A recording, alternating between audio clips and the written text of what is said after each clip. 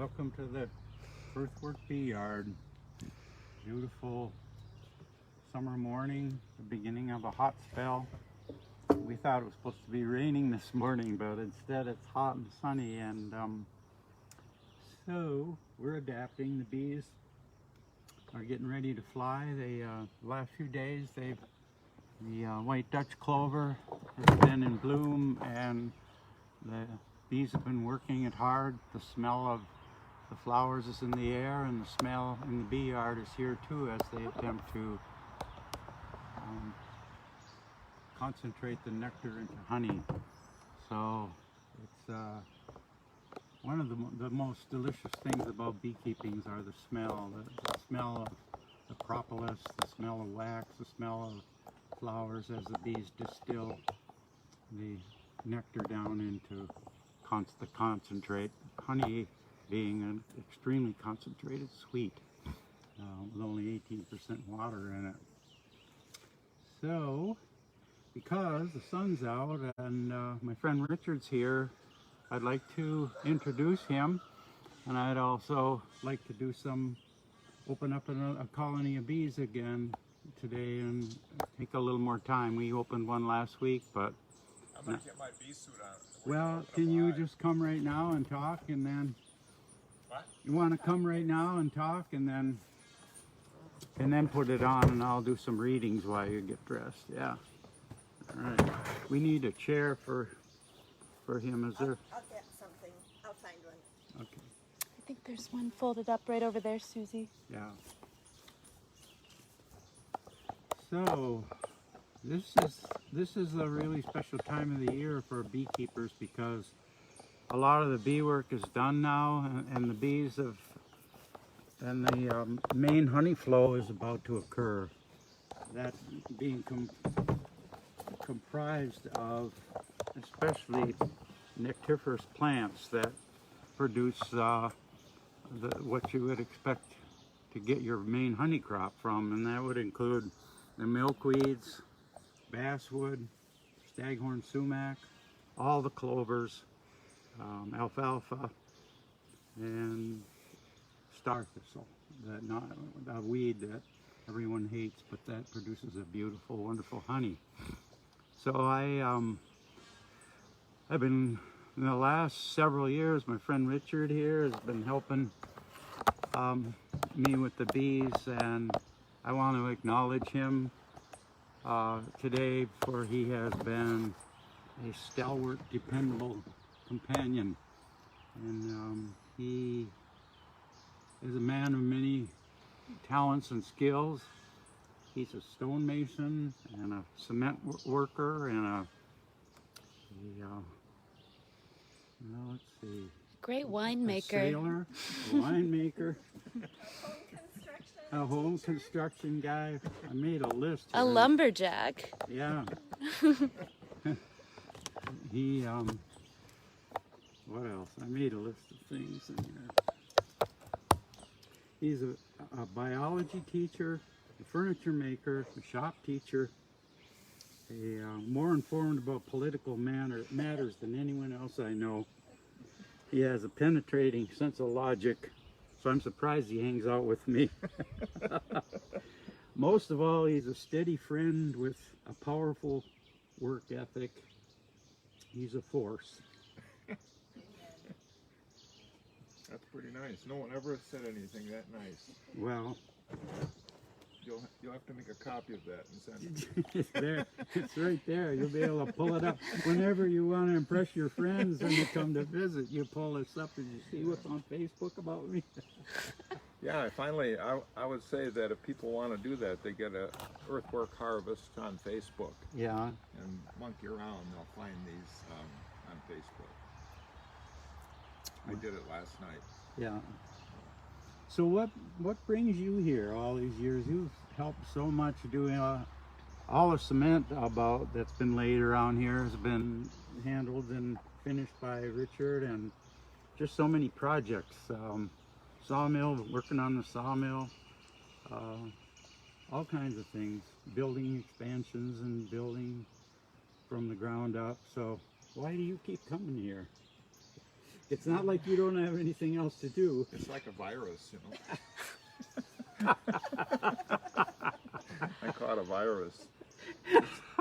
It's curiosity, I guess. Yeah, I'm curious about. I was curious about bees. I was curious about maple syrup. We've made maple syrup. Oh yeah, that was one of our biggest endeavors together to revitalize the maple syrup operation. Yeah, we did.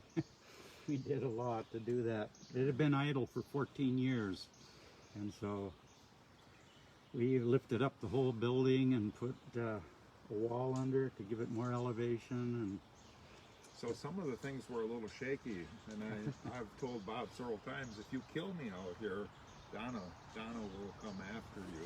Donna is his wife, yeah. And we have had a few close calls, wild cattle wrapping us around a tree with a rope. Once I foot slipped off the clutch and I punched a hole through a metal door with a fork of the tractor right next to his Fork head. came right by me like that. I thought I could scare the hell out of Bob. I'll start screaming. You start screaming I'm in on there. the fork. I'm on the fork. Oh. And then lifting that building was so dangerous too with the tractor. We lifted it one end at a time. So you did a little study for your master's degree in biology. You want to give us a quick talk about that, the antlion project? Okay. I gave Bob a paper that I did of a study with antlions. And antlions are a creature that in the larval stage, they live in a little pocket in the sand. They might be this big around, that deep. And when an insect comes to the edge, they lose their footing and they tumble into the bottom of this pit. And the antlion has these pinchers and they grabs the bug, sucks the juices out, and then flips the carcass back out of the pit. So the title of my thesis was Fishing in a Dry Hole, the Sport of Antlions. So I really enjoyed biology. It's such a big area, and there's I think I'm always impressed with how little I know about the whole field of biology. So. My dad used to say that the more they find out they don't know. Right. Which is true. A true scientific investigator would have to admit to that. And, yeah. Sandy Austin is saying, antlions. Yes, I've seen them at the earthwork farm. And in fact, the first time that I ever saw an antlion was in 2017 out in front of the little house here. They're really beautiful looking creatures. Yeah, a comment about the angle of their pit, you know. Yeah, it's very unstable. So I did a lot of things. Like I thought, well, it's very foolish for an antlion just to sit there and wait. So why not put them on an anthill and see what happens? And so I put some on an anthill. The ants just destroyed them in an instant. The ants just. So their pit was also their protection. Right. Yeah. So that's pretty cool. And then I brought them into the lab. I really like lab work, and so I had these pans. They were about this long and this wide, and I filled them full of sand, and I brought a bunch in. And so antlions are also called doodlebugs because they dig a pit, they operate in it for a while, and then they get out, and then they doodle around in the sand, and they leave a little trail. I've seen those trails, yeah. And then they make another pit. And so I'm always thinking, well, they don't move that far. What's the advantage of that? So a lot of mysteries. Yeah. So now I'm thinking I'd like to look in a colony of bees again today since the sun's come out and everything. And it's one right here behind us, that nucleus that we established. And I wondered if we get the smoker going, if we could set it down lower on some empty boxes, like a couple of them. All right. So that I could work it, and maybe you could bring me some You want paper, fuel and fuel and stuff, yeah, you know.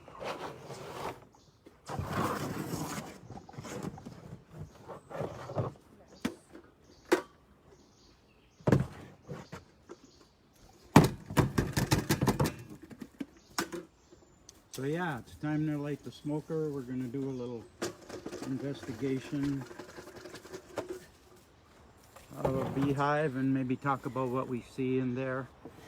And oh, I know what I want to mention. You know, whenever you mention bees, almost the very first thing that pops up in someone's head is